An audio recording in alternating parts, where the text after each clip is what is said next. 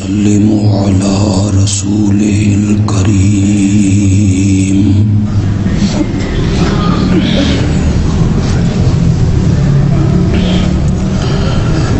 وعلى آله وأصحابه أجمعين.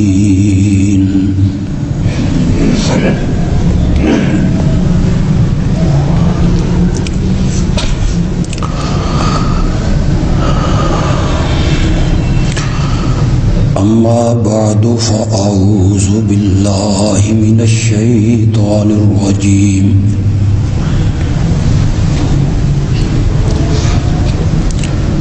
بسم الله الرحمن الرحيم.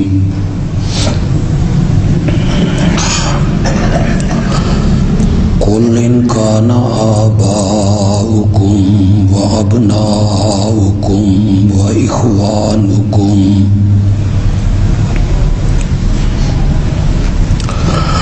وأزواجكم وعشيرتكم وأموال اقترفتموها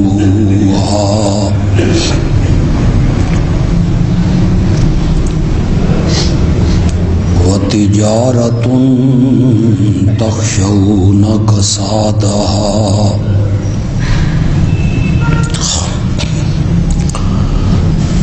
ومساكن ترضونها أحب إليكم من الله ورسوله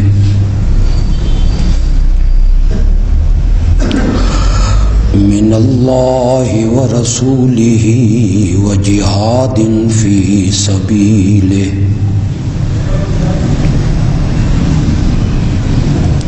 فتربصوا حتى يأتي الله بأمره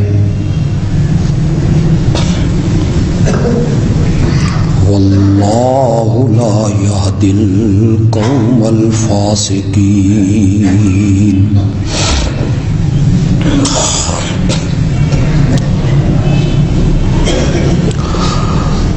آپ کہیں اگر تمہارے آبا و اجداد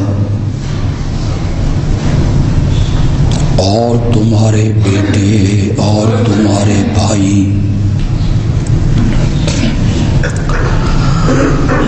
اور تمہاری بیویاں اور تمہارا کنبہ قبیلہ اور وہ مال جنہیں بڑی محنت سے کماتے ہو اور وہ تجارت جس کی کمی سے ڈرتے رہتے ہو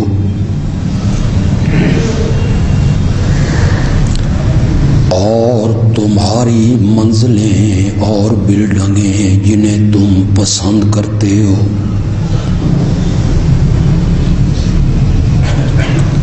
اگر یہ ساری چیزیں تمہیں زیادہ پیاری ہیں اللہ سے اور اس کے رسول سے اور جہاد فی سبیل اللہ سے، پھر انتظار کرو یہاں تک کہ اللہ اپنے عذاب کا حکم لے آئے، اور اللہ نافرمان لوگوں کو راہ نہیں دکھاتا۔ اللہم صلی علی سیدنا و مولانا محمد وعلی آل سیدنا و مولانا محمد وبارک وسلم ثم صلی علیہ۔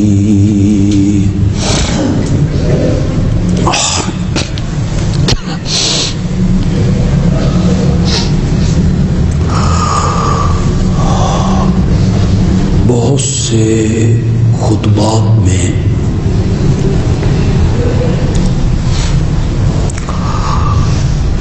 میں نے اس حقیقت کو بیان کیا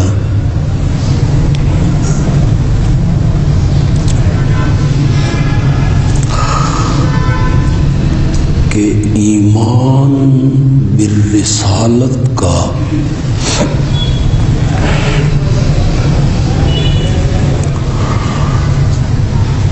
پہلا مطالبہ اور پہلا تقاضا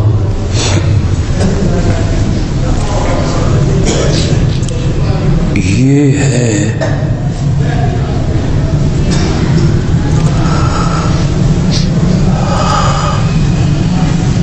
کلمہ پڑھنے والے کو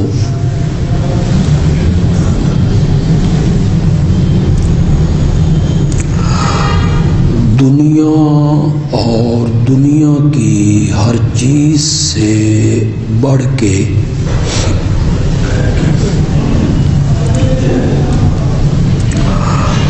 محبت کرنی چاہیے حضرت محمد الرسول اللہ صلی اللہ علیہ وسلم سے۔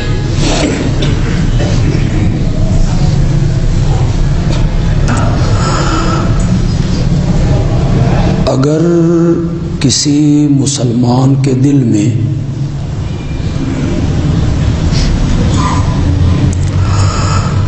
اپنے نبی سے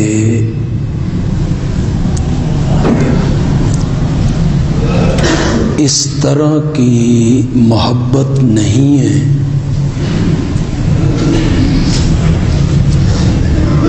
تو اللہ اور اللہ کا رسول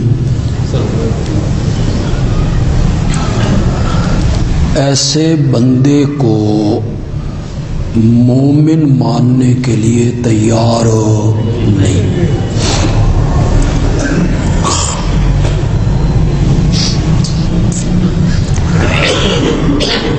پچھلے اور اس سے پچھلے دونوں خطبوں میں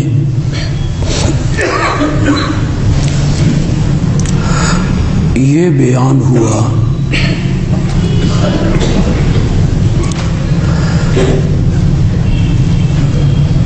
کہ ساری کائنات سے بڑھ کے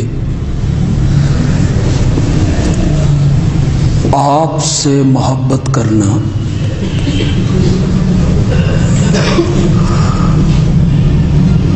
یہ کوئی جذباتی فیصلہ نہیں ہے،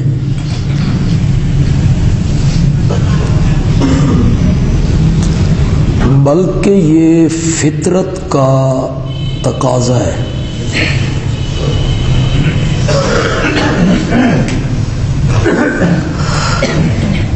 ایک انسان دوسرے انسان سے محبت کرتا ہے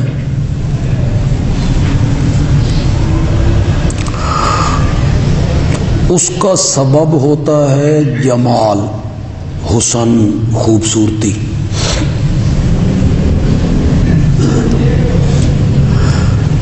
اگر جمال، حسن، خوبصورتی محبت کا سبب ہے اور یقیناً ہے تو پھر آقا سے محبت کرنا فطرت کا تقاضا ہے کہ اس دھرتی پر آپ سے بڑھ کے حسین کوئی نہیں۔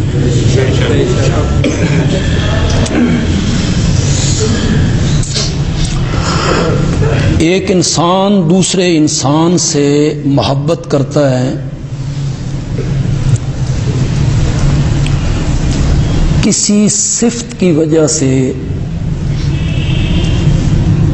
کسی خوبی کی بنا پہ،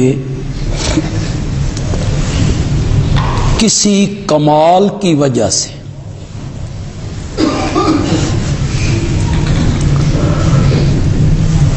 اس بندے میں کوئی کمال پایا گیا، کوئی صفت پائی گئی، کوئی خوبی پائی گئی، کوئی وصف پائی گئی، مثلا وہ سخی زیادہ ہے، بہادر زیادہ ہے، عادل زیادہ ہے، منصف زیادہ ہے، خطیب اچھا ہے، قاری اچھا ہے، کھلاڑی اچھا ہے۔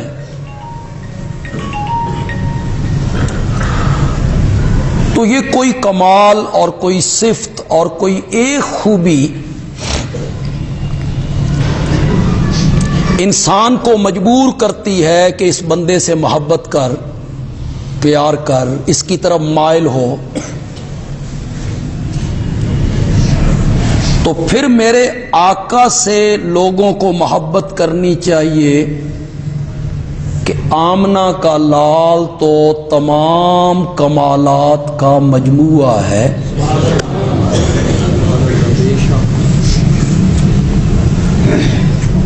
ساری خوبیاں، سارے کمال، سارے اوصاف بدرجہ اتم میرے نبی کے وجود میں پائے جاتے ہیں۔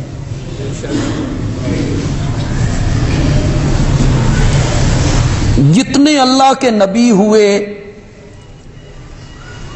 جتنے اللہ کے پیغمبر اس دنیا میں آئے،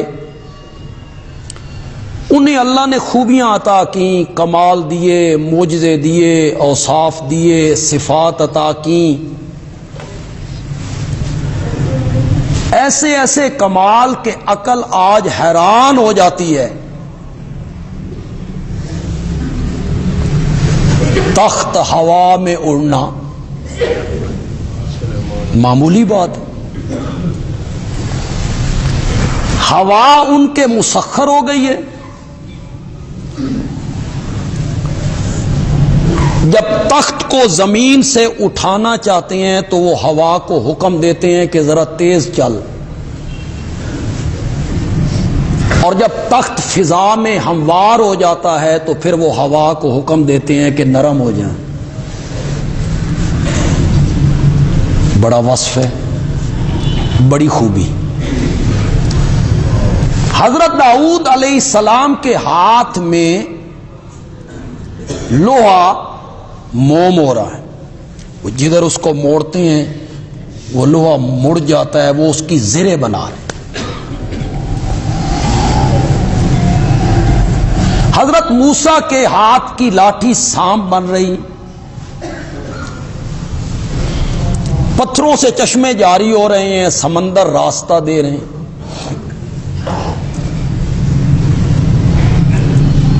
حضرت عیسیٰ مادرزاد نابیناؤں کو، کوڑ کے مرض والوں کو درست کر رہے ہیں، مٹی کے پرندے سچ مچ کے پرندے بنا رہے ہیں باذن اللہ۔ یہ جتنے کمال اور جتنی خوبیاں اللہ نے انفرادی طور پر انبیاء کو عطا کی تھیں، یہ ساری خوبیاں میرے نبی کے وجود میں اللہ نے اکٹھی کر دی، جمع کر۔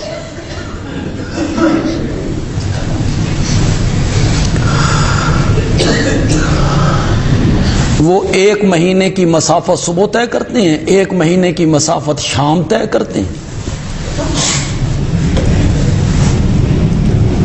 وہ بیت المقدس سے اڑتے ہیں، دوسرے ملک چلے جاتے ہیں، وہاں سے اڑ کے بیت المقدس آ جاتے ہیں۔ حضرت سلیمان، پتہ نہیں آپ اس اشارے کو سمجھیں گے یا نہیں سمجھیں گے۔ انہیں اڑ کر بیت المقدس پہنچنا پڑتا ہے، اور معراج کے سفر کی جب مشرکین مکہ تکذیب کرتے ہیں اور کہتے ہیں تو بیت المقدس گیا تھا، بتا اس کے دروازے کتنے ہیں، کھڑکیاں کتنی ہیں، روشن دان کتنے ہیں، تو اللہ بیت المقدس کو اٹھا کے میرے نبی کے پاس لے آتا، اسے گنتا چلا جا اور انہیں بتاتا چلا جا۔ ساری خوبیاں اور سارے کمالات اللہ نے میرے نبی کے وجود میں جمع کی، اکٹھی کی ہیں وہ خوبی۔ لوہا اگر پگھلتا ہے نا تو لوہے کی فطرت ہے پگھلنا، اسے آگ میں جلاؤ پگھل جاتا ہے، اسے جس طرح موڑ لو۔ پتھر کی فطرت پگھلنا نہیں ہوتی، اور میرے نبی کے لیے تو پتھر بھی پگھلنے لگ گئے تھے۔ تو ساری خوبیاں جو اللہ نے نبیوں کو عطا کی الگ الگ، وہ میرے نبی کے وجود مقدس میں جمع کر دی۔ میں کتنی خوبیاں گنوں، تلک الرسل فضلنا بعضهم علی منہم من کلم اللہ ورفع بعضهم درجات۔ یہ میرے نبی کے بارے میں کہا گیا، رفع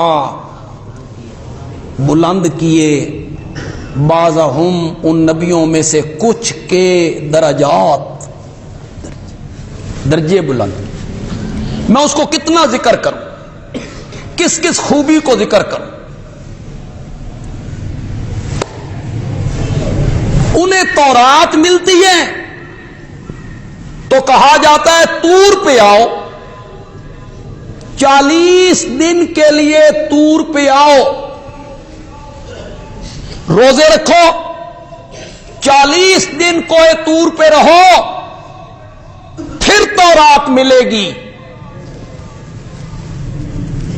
میرے نبی کو بلایا نہیں جاتا، میرا نبی جس جگہ پہ ہوتا ہے قرآن اسی جگہ پہ اترنے لگ جایا کرتا۔ یہ مکے میں ہے تو قرآن مکے میں، یہ مدینے میں ہے تو قرآن مدینے میں، یہ بدر میں ہے تو قرآن بدر۔ ساری خوبیاں اللہ نے میرے نبی میں کیا کر دی؟ اکٹھی کر دی، جمع کر دی۔ حضرت موسیٰ علیہ السلام کو کہا جا رہا ہے جاؤ فرعون کے دربار میں اور وہاں جا کے میری الوہیت کا نعرہ لگاؤ۔ بڑا مشکل تھا، فرعون کا دربار ہے، وہ آمر ہے، ڈکٹیٹر ہے، وہاں حزب اختلاف بھی کوئی نہیں، کسی کو اس کے سامنے بولنے کی جرت نہیں ہے۔ وہ کہتا ہے آنا ربکم الاعلی۔ اس نے مختلف چوراہوں پہ اپنے بت نصب کروا رکھے ہیں کہ وہاں سے گزرتے ہوئے ان کو سجدہ کرو۔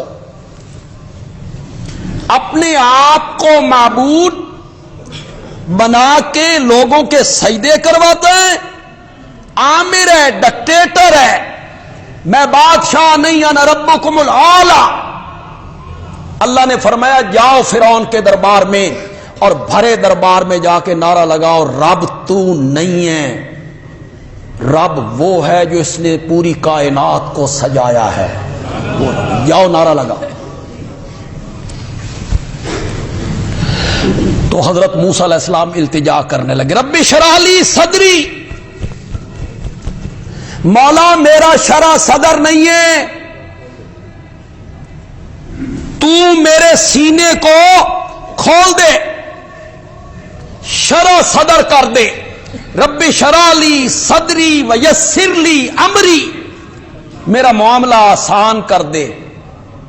واحلل عقدۃ من لسانی، میری زبان میں فصاحت پیدا کر دے۔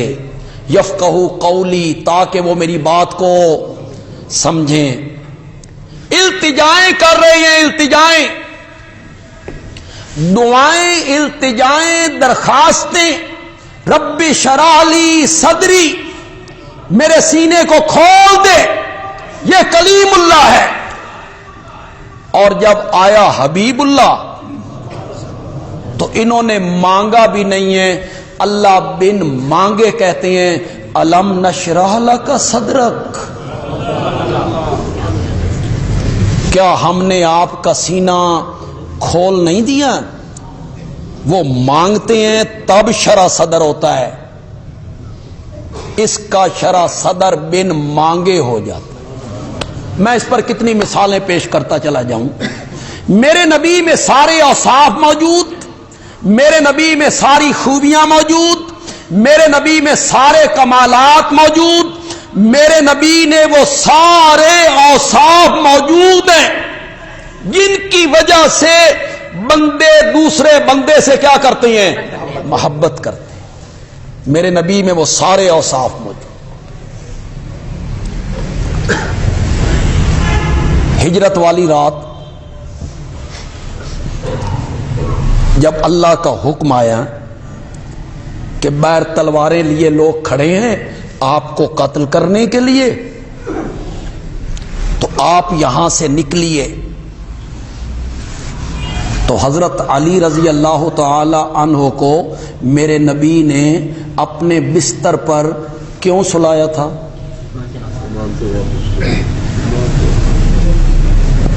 یہ ہے نا وصف، مزہ آیا نا خوبی کا۔ یہ جو لوگ تلواریں لیے کھڑے ہیں نا، میرے قتل کے درپے ہیں، انہی لوگوں کی امانتیں میرے پاس ہیں۔ یہ مسلک اور مذہب کی بنیاد پہ تو مجھے قتل کرنا چاہتے ہیں، لیکن پورے مکے میں انہیں مجھ سے بڑھ کے امین کوئی نظر نہیں۔ یہ امانت داری، امین ہونا، یہ خوبی کو نہیں؟ ہمارا معاشرہ تو بگڑ گیا ہے، ہمارا معاشرہ تو غلیظ ہو گیا ہے، یہاں تو بددیانت بندے کی قدر ہے۔ یہ بڑا چالاک ہے، بڑا ہوشیار ہے، بڑا ڈاج کرواتا ہے، اور بڑی خوبی ہے۔ ہمارا معاشرہ تو غلیظ ہو گیا، اصل قدر تو امین بندے کی، جو امانت دار۔ ہمارے معاشرے میں کہتے ہیں سادہ آدمی، اس نو کی پتہ دنیا داری۔ یہ امانتیں میرے پاس ہیں۔ پھر مزے کی بات دیکھو یار، وہ تلواریں لے کے کھڑے ہیں، آپ کے قتل کے درپے گردن اڑا دیں، آج ان کو قتل کر دینا ہے، اس وقت بھی خیال نہیں آتا ان کی امانتیں ان کو کیوں واپس کروں؟ یہ تو قاتل ہیں، یہ تو میرے دشمن ہیں، یہ تو میرے قتل کے درپے ہیں، ہم نے مدینے جانا ہے تو یہ بھی ساتھ لے جائیں نا۔ نہ، یہ ہے میرے نبی کی امانت۔ مزہ آ گیا خدا کی قسم۔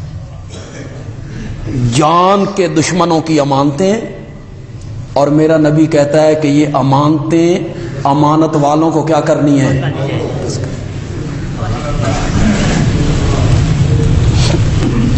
آپ کو تاریخ کا ایک واقعہ سناؤں تو آپ حیران ہو جائیں۔ خیبر کا میرے نبی نے محاصرہ کیا ہوا ہے، خیبر کا۔ اندر یہودی ہیں، قلعے کے اندر کون ہے؟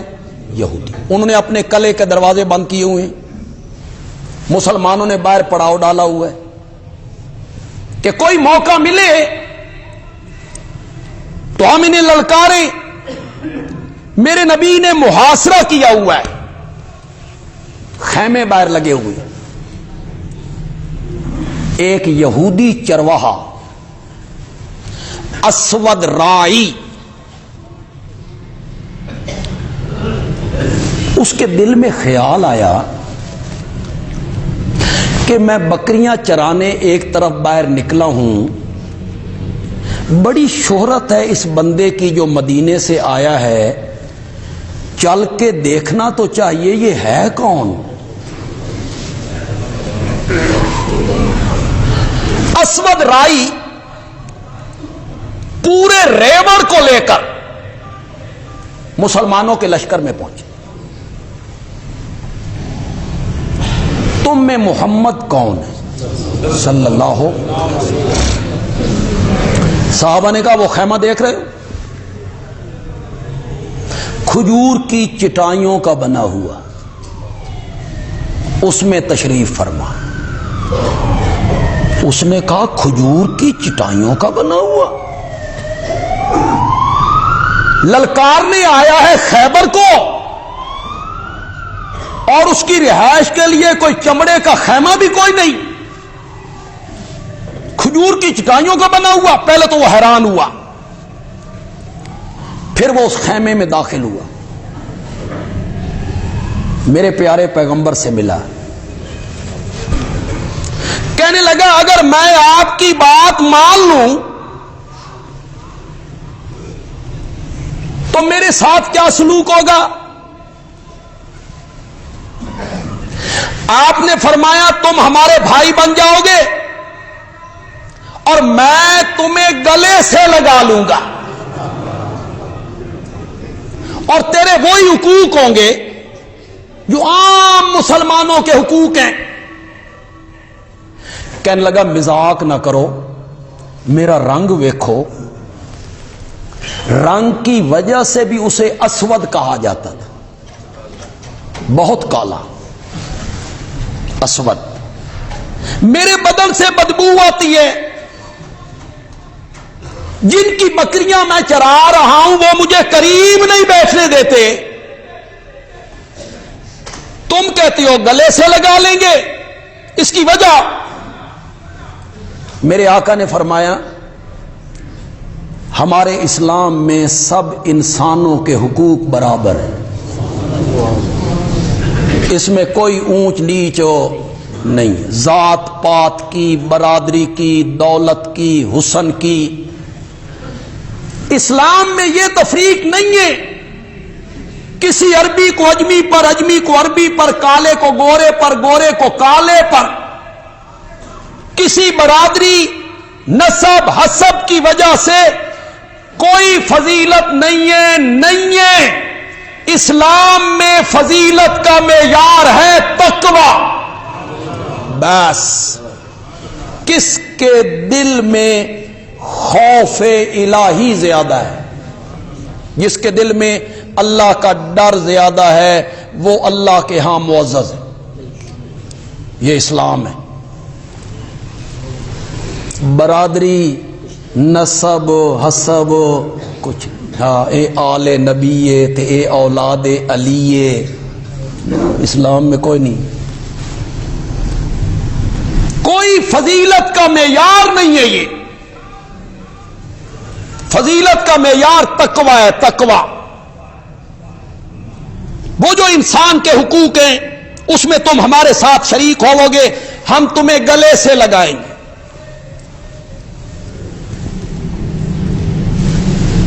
اس نے کہا اگر میں ایمان قبول کروں اس وقت تو آپ نے فرمایا اگر تم ایمان قبول کرو اور اس جنگ میں ہمارے ساتھ شامل ہو جاؤ تو اللہ تیرے کالے رنگ کو چاندی کی طرح سفید کر دے گا اور تیرے جسم کی بدبو کو خوشبو میں بدل دے گا۔ اس نے کہا بتائیے آپ کی دعوت کیا ہے؟ میرے نبی کی دعوت تو بالکل آسان تھی اور چند جملوں میں تھی، لا الہ، یہ دعوت ہے میرے نبی کی۔ اس پوری کائنات میں اللہ کے سوا الہ کوئی نہیں، عبادت کے لائق کوئی نہیں، معبود کوئی نہیں، سجدے کے لائق کوئی نہیں، نظر و نیاز کے لائق کوئی نہیں، غائبانہ پکارے سننے والا کوئی نہیں، عالم الغیب کوئی نہیں، حاضر ناظر کوئی نہیں، مشکل کشا کوئی نہیں، حاجت روا کوئی نہیں، کھوٹی قسمتیں کھری کرنے والا کوئی نہیں، داتا کوئی نہیں، گنج بخش کوئی نہیں، دستگیر کوئی نہیں، غوث اعظم کوئی نہیں، لجپال کوئی نہیں، غریب نواز کوئی نہیں۔ یہ سب میں نے الہ کے معنی کیے ہیں، الہ کے معنی کیے ہیں، اور میں قرآن کا طالب علم ہوں، یہ سارے معنی قرآن نے کی۔ اللہ آپ کو قرآن پڑھنے کی توفیق دے، آپ قرآن کے قریب لائیں۔ یہ سارے الہ کے میں نے قرآن نے کیے ہیں۔ اگر آپ کو اعتبار نہیں آتا تو میں آسان طریقے سے آپ کو بھی سمجھا دیتا ہوں۔ شروع کرو آیت الکرسی، اللہ لا الہ الا ہو۔ رکیے ذرا، یہ شروع میں کہا میرے سوا الہ کوئی نہیں۔ مولا کیوں؟ کوئی نبی، کوئی ولی، کوئی پیر، کوئی زندہ، کوئی مردہ، کوئی الہ نہیں، کوئی معبود نہیں۔ مولا اس کی کوئی دلیل؟ اللہ نے آگے دلیلیں شروع کی، سنو۔ پہلی دلیل ہے الحیو، دوسری دلیل ہے القیوم، تیسری دلیل ہے لا تاخذہ سنۃ ولا نوم، نیند تو نیند رہ گئی، ہمیں تو اونگ بھی کبھی نہیں آئی۔ مولا بڑے دلائل نے فرمایا آگے سنو، لہو ما فی السماوات، اسی کا ہے، اسی کا، کسی کا کچھ نہیں ہے، اسی کا ہے جو کچھ آسمانوں میں ہے، اور اسی کا ہے جو کچھ۔ یہی تو اللہ اپنی الوہیت کو بیان کرنا چاہتے ہیں۔ یعلم، آگے پڑھو پڑھو، یعلم، یہ تو اللہ اپنے الہ ہونے کی دلیلیں دیتا ہے۔ یعلم، وہ جانتا ہے جو کچھ مخلوق کے آگے ہے، جو کچھ مخلوق کے پیچھے ہے، ما کانا ما یکون، سب کو وہ جانتا ہے۔ ولا یحیطون بشیء، مولا تیرے سمجھان تے قربان بھی جاؤں، مولا قرآن کی سمجھ عطا کر۔ بشیء، شے کیا ہوتی ہے؟ اس پر نون تنوین کا ڈال دیا قلت کے لیے، بشیء، ولا یحیطون بشیء من علمہ، میں تو ہر چیز کو جانتا ہوں، اور میرے سوا جن کو تم پکارتے ہو وہ ایک حقیر چیز کا کلی علم، ایک مکھی کا، ایک چیمٹی کا کلی علم، کلی۔ یہ مکھی کب پیدا ہوئی، یہ ہے کلی علم۔ یہ مکھی جو ہے یہ کب پیدا ہوئی، کہاں پیدا ہوئی، اس دی ماں کون ہے، جی یہ ہے مکمل علم۔ اس کا باپ کون ہے، اس کے چچا کون ہے، اس کا دادا کون ہے، کس وقت، کس دن، کس گھنٹے، کس منٹ اور کس سیکنڈ میں پیدا ہوئی، اس وقت اس کی عمر کتنی ہے، آگے عمر کتنی ہوگی، موت کیسے واقع ہوگی، اس کے جسم کے ذرات کہاں پہنچیں گے، ایک مکھی کا کلی علم۔ اللہ کہتے ہیں میرے سوا کوئی نہیں جانتا، تم کہتے ہو ہر چیز جانتے ہیں، تم کہتے ہو ہر چیز جانتے ہیں، ایک مکھی کا کلی علم میرے سوا۔ ولا یحیطون بشیء من علمہ الا بما وسع کرسیہ السماوات والارض۔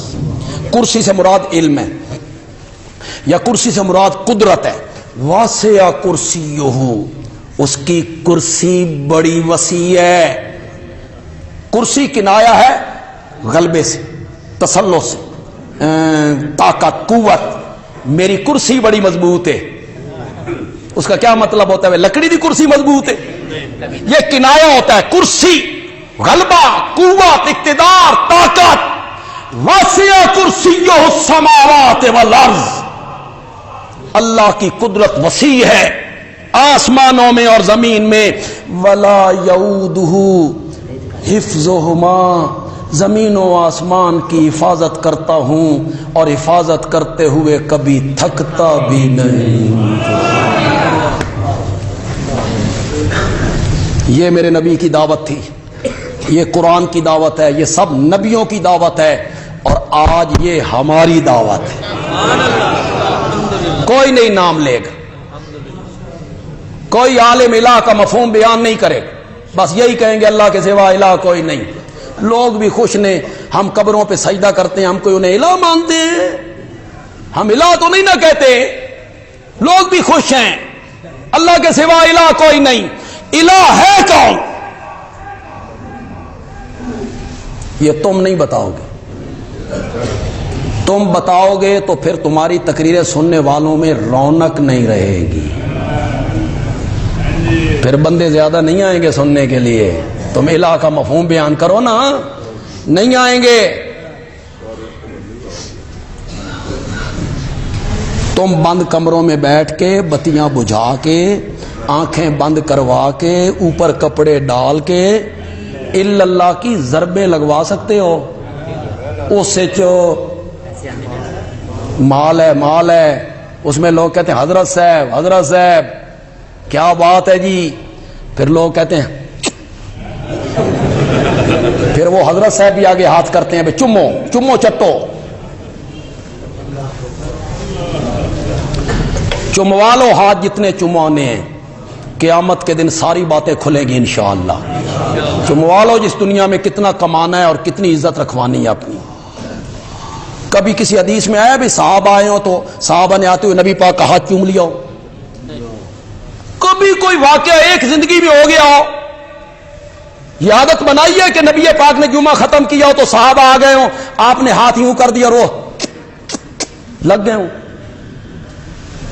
یہ تم نے بنائے طریقے اپنی عزت بنوانے کے لیے، بند کمروں میں آنکھیں بند کر کے ضربیں لگوانا، لا الہ الا اللہ، لا الہ الا اللہ، لا الہ الا اللہ۔ بندیالوی اپنے استاد کی بات نقل کرتا ہے،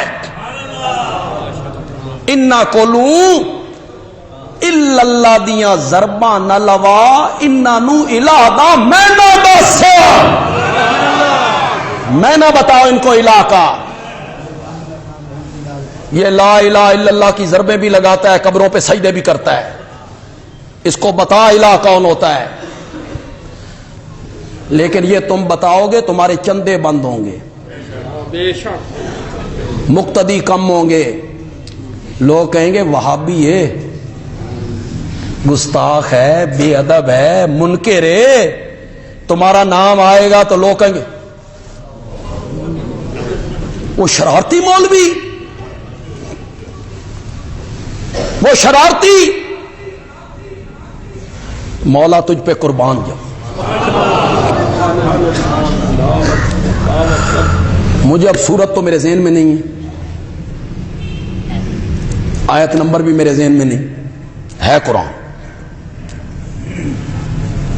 جنتی جب جنت میں پہنچیں گے اور جہنمی جہنم میں پہنچیں گے تو جہنمی آپس میں کہیں گے یار اج او لوگ اتھے نظر نہیں آندے جن کو ہم شرارتی کہا کرتے تھے۔ واہ میرے اللہ، جن کو ہم کہتے تھے یہ شریر ہیں، یہ قرآن ہے، جن کو ہم شریر کہا کرتے تھے وہ یہاں نظر نہیں آتے۔ اللہ اوپر سے کہیں گے آج ان کو میں نے جنت کے بالا خانوں میں پہنچا دیا ہے، وہ وہاں چلے گئے ہیں جن کو تم شریر کہا کرتے تھے، تم شرارتی کہا کرتے تھے۔ توحید بیان کرنے کا نام شرارت ہے؟ واہ! اللہ کی وحدانیت کو بیان کرنے کا نام شرارت ہے؟ اللہ کی معبودیت کو بیان کرنے کا نام شرارت ہے؟ قیامت کے دن یہ ساری باتیں کھلیں گی انشاءاللہ۔ میرے نبی نے اس بندے کے سامنے دعوت پیش کی، لا الہ محمد الرسول اللہ۔ اس نے کلمہ پڑھ لی، اسود رائی نے کیا پڑھ لی؟ جس کے لیے میں نے سارا واقعہ بیان کیا، ذرا آپ سنیے گا۔ اس نے کہا اب میں کیا کام کروں؟ آپ نے نہیں کہا نماز پڑھو، زکات دو، روزے رکھو، آپ نے فرمایا یہ بکریاں جو تمہارے پاس ہیں یہ تیرے مالک کی امانت ہیں، سب تو پہلے انہاں نو واپس کر کے یہ ہے محمد امین، یہ ہے امانت۔ جن یہودیوں کے خلاف لڑائی ہو رہی ہے، جن کا محاصرہ ہے، جنگ ہوگی تو ان کا مال غنیمت بھی لوٹیں گے جی، لیکن یہ گھر آئی ہوئی بکریاں میرا نبی صرف اس لیے نہیں لینا چاہتا کہ تیرا مالکوں سے معاہدہ ہے کہ میں بکریاں چرا کے گھر لاؤں گا، سب سے پہلے یہ بکریاں واپس کر کے۔ کیسی خوبی ہے کسی بندے میں یہ خوبی؟ ہے کسی انسان میں یہ وصف؟ یہ بکریاں واپس کر کے آ۔ وہ گیا، بکریاں واپس کر کے آیا، اس نے کہا اب کیا کروں؟ فرمایا اب ایک ہی عمل ہے، جہاد فی سبیل اللہ، جس کے لیے ہم آئے، جاؤ تلوار اٹھاؤ اور اللہ کی راہ میں لڑو۔ اسود رائی میدان جنگ میں پہنچا، اس نے کوئی نماز ابھی تک نہیں پڑھی، کوئی روزہ نہیں رکھا، کوئی حج نہیں کیا، کوئی زکوٰۃ نہیں دی، کوئی عمرہ نہیں کیا، کوئی تہجد نہیں پڑھی۔ جب جنگ تھم گئی تو آپ کی عادت مبارک تھی، جنگ تھم جاتی تو آپ میدان میں آتے کہ کون زخمی ہوا، کون شہید ہوا، جائزہ لیتے۔ ایک جگہ پہ پہنچے تو صحابہ جمع تھے، میرے آقا نے فرمایا کیوں جمع ہو؟ یا رسول اللہ ایک بندہ شہید ہوا ہے، ہم اسے جانتے نہیں، مدینے کا بندہ نہیں، سیاہ کالا رنگ ہے۔ آپ نے فرمایا میں جانتا ہوں، میں جانتا ہوں، یہ اسود رائی ہے، اللہ نے اسے تسنیم و کوثر کے پانی سے غسل دیا ہے اور اس کے جسم کی بدبو کو رب نے جنت کی خوشبوؤں میں تبدیل کر دیا ہے۔ امانت ایک بڑا وصف ہے، امین ہونا ایک بہت بڑا وصف ہے۔ اس دھرتی پر میرے آقا سے بڑھ کے امین بچہ ماں نے جنا ہی نہیں، تو پھر میرے نبی سے محبت کرنی چاہیے کہ نہیں کرنی چاہیے؟ مشرکین کی امانتیں یہ نہیں کہتے وہ ہمیں قتل کرنے کے لیے آئے ہیں، چلو سنبھالو تو چلیے، علی تم میرے بستر پہ آؤ، صبح کے ٹائم امانتیں واپس کرنا اور تم بھی مدینے آ جانا۔ یہ میرے نبی کے کمال ہیں، یہ میرے نبی کے اوصاف ہیں، یہ میرے نبی کی خوبیاں ہیں جو اللہ نے میرے نبی کو عطا کی، اللہ نے عطا کی، بڑے بڑے معجزے دیے اللہ نے۔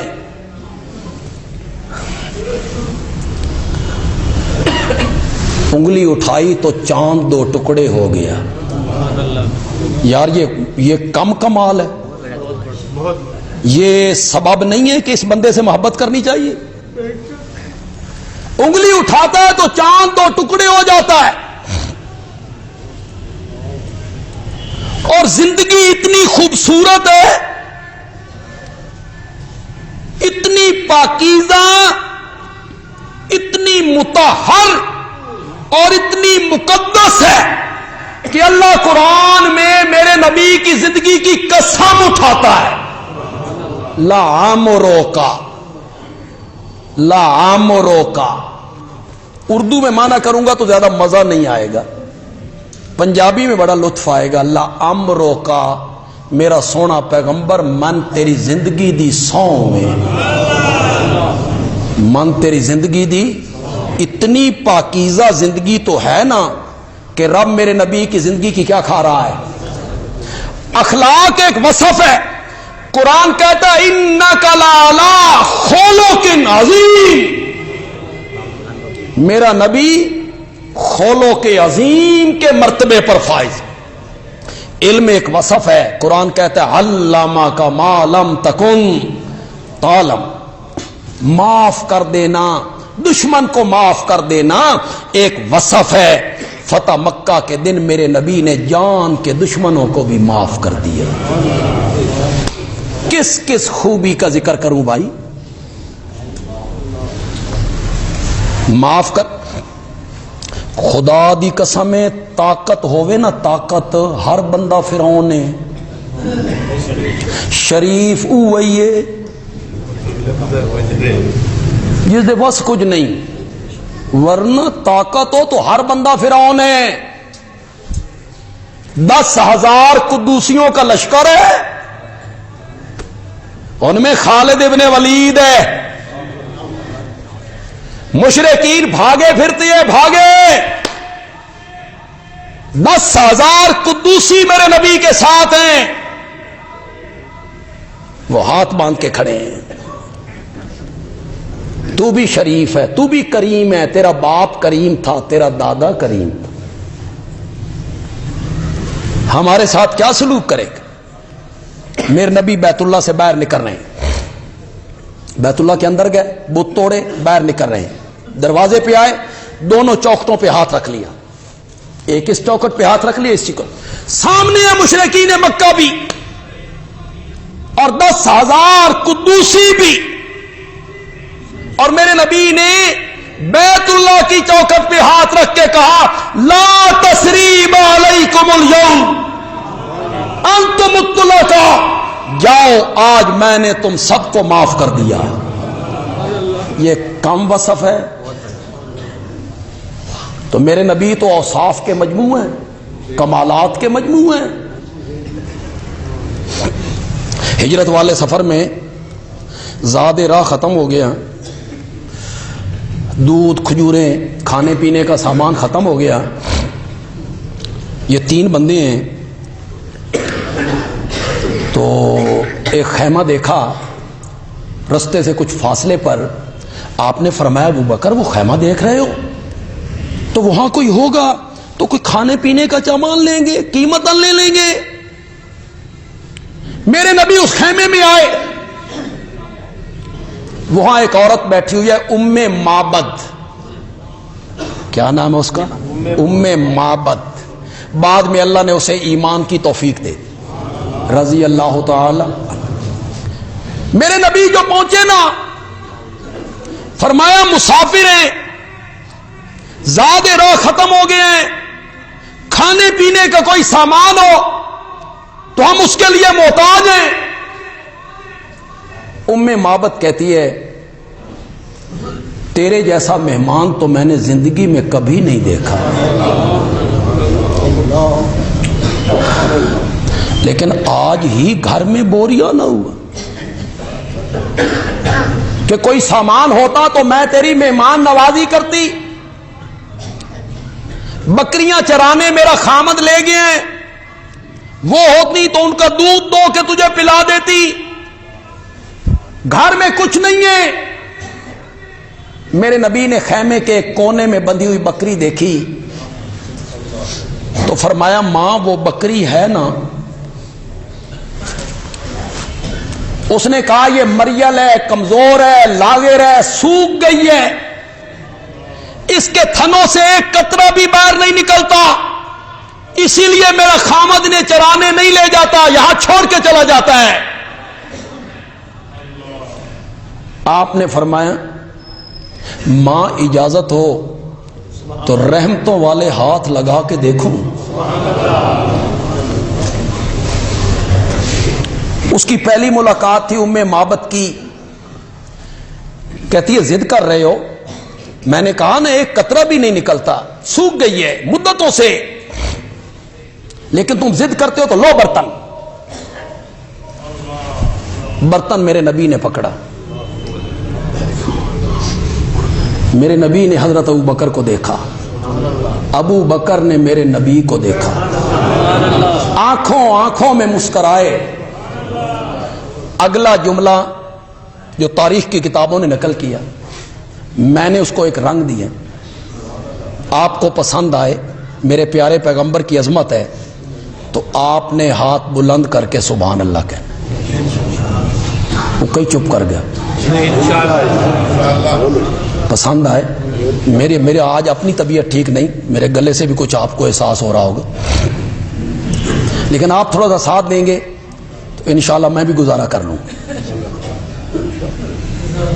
میرے نبی برتن لے کے بکری کے قریب آئے،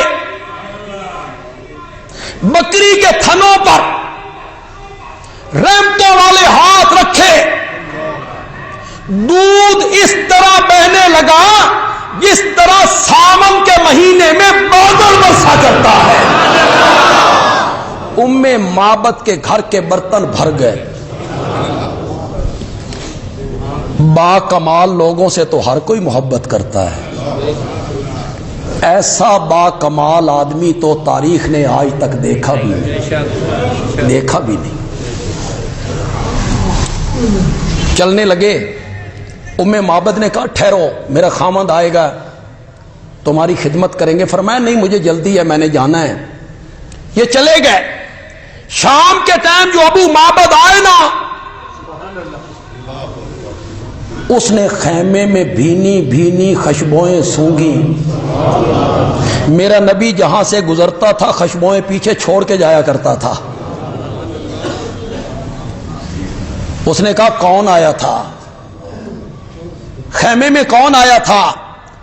آج تو گھر کے برتن بھی دودھ سے بھرے ہوئے ہیں۔ ام معبد نے جو اپنے خامد کو میرے نبی کا تعارف کروایا نا، ایسا تعارف کروا بھی کو نہیں سکتا۔ میں نے اپنی خطبات بندیالوی کی دوسری جلد میں یہ عربی عبارت بھی نقل کی، وہ بہت فصیح ہے۔ میں نے بڑی کوشش کی ہے کہ میں اردو ادب پورا وہاں اس ترجمے میں صرف کروں، کیا ہے میں نے، لیکن نہیں، 1% بھی نہیں۔ جو عربی میں مزہ ہے وہ تعارف کرواتی ہے، تجھے کیا بتاؤں اس کی پیشانی کیسی تھی، اس کے ابرو کیسے تھے، اس کے رخسار کیسے تھے، وہ بولتا کیسے تھا، وہ خاموش کیسے ہوتا تھا، وہ مسکراتا کیسے تھا۔ کہتی ہے خاموش ہوتا تو یوں لگتا پوری کائنات تھم گئی، مسکراتا تو ایسے لگتا اس کے ساتھ پوری دنیا ہی مسکرانے لگ گئی۔ تجھے کیا بتاؤں اس کے دانت کیسے تھے، اس کی چال کیسی تھی۔ پھر کہتی ہے وسیم کسیم، وسیم کسیم، وہ ایسا خوبصورت تھا، اسے جتنی بار دیکھو اتنی بار ہی خوبصورت نظر ہے۔ یہ تجھے سمجھ کے سبحان اللہ کیا کہ نہیں جتنی بار دیکھو، ان لفظوں پہ تھوڑا سا غور تو کرو یار، جتنی بار جیڈی سونی شے ہوئے، جتنی بھی حسین چیز ہو، ایک دفعہ دیکھو، 2 دفعہ، 3 دفعہ، 4 دفعہ، 5 دفعہ، 7 دفعہ، 10 دفعہ، 20 دفعہ، بندہ کا دفعہ کرو، دل بھر گیا، دل بھر گیا۔ یہ ہمارے کئی نوجوان جو ہیں اپنی محبوبہ کی تعریفیں کرتے ہیں، ساری ساری رات بیچارے موبائل پہ لگے ہوئے ہوتے ہیں، 2 بجے رات یہ تعریفیں کر رہے ہیں، تیری کمر ایسی ہے، تیرا رنگ ایسا ہے، تیرے ہونٹ ایسے ہیں، بس دنیا چلا بڑائی کو شاید تو ہے بس، اور اللہ تیرے جی اللہ کوئی شاید نہیں بنائی، کر کر کر کے تعریفیں۔ جب شادی ہو گئی، وہ مل گئی، گھر آ گئی، تو مہینے کے بعد کہتے تو تے ڈین ہے، ختم، سارا عشق کا بھوت ہو، عشق سے سارا بھوت نکل گیا۔ جتنی خوبصورت چیز ہو بار بار دیکھو حسین نہیں لگتی۔ ام معبد کہتی ہے جو ہمارے خیمے میں آیا تھا نا، وہ اتنا حسین تھا، اس کو جتنی بار دیکھو اتنی بار ہی خوبصورت نظر آئے۔ قسیم، اس کو جس طرف سے دیکھو اس طرف سے خوبصورت نظر آئے۔ واہ، ام معبد حیران کر چھڑی آئی میرے نبی کے حسن کا، جس طرف سے دیکھو۔ لوگ اپنے محبوب کی تعریف کرتے ہیں، اس کی آنکھیں بڑی خوبصورت ہیں، بس مطلب یہ ہے جتنی آنکھیں خوبصورت ہیں باقی اعضاء اتنے خوبصورت نہیں۔ کسی نے کہا اس کا قد بڑا خوبصورت ہے، تو بس جتنا قد خوبصورت ہے اتنی باقی اعضاء اور باقی چیزیں خوبصورت نہیں ہیں۔ ام معبد کہتی ہے جو حسین ہمارے گھر آیا تھا نا، اس کو جس طرف سے دیکھو اس طرف سے ہی خوبصورت نظر آئے۔ ہونٹ دیکھو، پیشانی دیکھو، کان دیکھو، چہرہ دیکھو، داڑھی مبارک دیکھو، زلفیں دیکھو، پاؤں کے تلوے دیکھو، ہاتھوں کی نرمائی دیکھو، انگلیاں دیکھو، بولنا دیکھو، مسکرانا دیکھو، چپ کرنا دیکھو، چلنا دیکھو، جس طرف سے دیکھو خوبصورت نظر۔ کوئی ہے اذان دینے والا؟ نہیں، حالت میں ختم ہی نہیں کی تھی۔ آخری جملہ تو میں نے کہنے لگا ہوں، ام معبد کا آخری جملہ تو میں نے سنانا ہے ابھی۔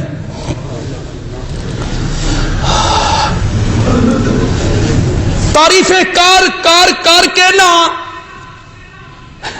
ام معبد نے سمجھا کہ میں آنے والے مہمان کا تعارف نہیں کروا